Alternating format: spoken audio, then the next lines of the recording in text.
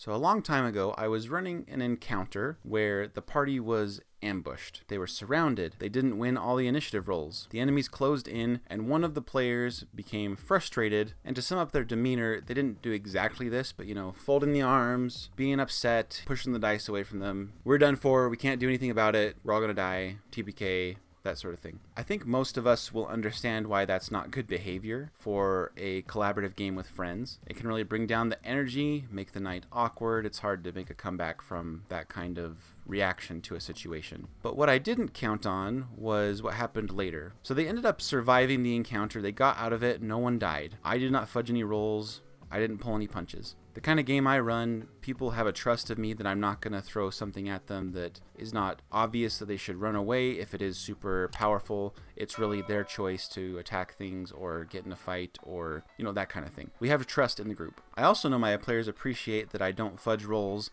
and that when they have a victory, they know it's because they earned it and not because I just changed things plot armor style to make them win. I've come to understand not everyone plays this way, but that's the context for the kind of people I play with and what we enjoy in D&D 5th edition. But back to what I didn't count on. After the game, one of the other players texted me and said, "Hey, did you make that fight easier on us because of the way that other player was upset? Because they made you feel like you had to let us win?" I said, "No, I did not do that." He seemed happy with that answer, but at the same time, the fact that player acted that way, and players can empathize with me as the DM how that might make me feel and make me want to just make the encounter easier just to brush over the unpleasant reaction, I completely understand why they were worried that I'd kind of been compromised as the DM and that I was just going to make things easier because I don't want this player to act that way again in the future. Just someone being upset in one combat encounter, it can make or break a group's fun factor. 1 minute they can be enjoying the game completely,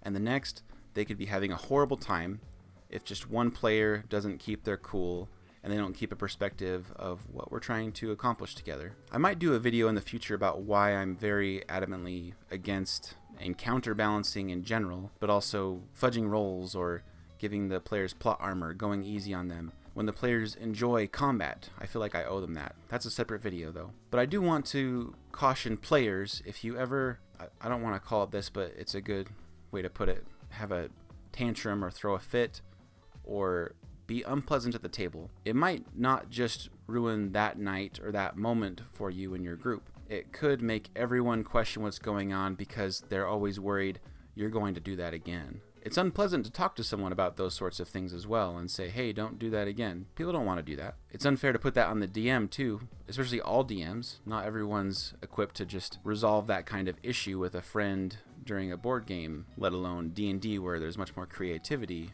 involved. The epilogue to that story is that player did learn to let go of the game a little bit and not take things personally if they felt like they weren't winning, and my players continued to trust in me to give them the experience that we had been having. But I also believe that this situation isn't unique to me, and other people, maybe it didn't have such a happy ending. I hope you'll share your experiences down below. Have you had similar problems that doesn't really get talked a lot about, or you go on Reddit and people just kind of brush it under the rug until you get a new group or something like that?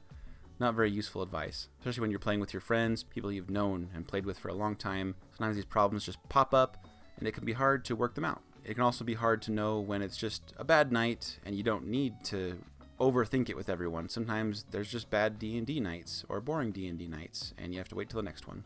I hope you'll share your experiences and let me know if you have any follow-up questions about my experience. Have a brilliant adventure this weekend and I'll see you in the next video. Bye.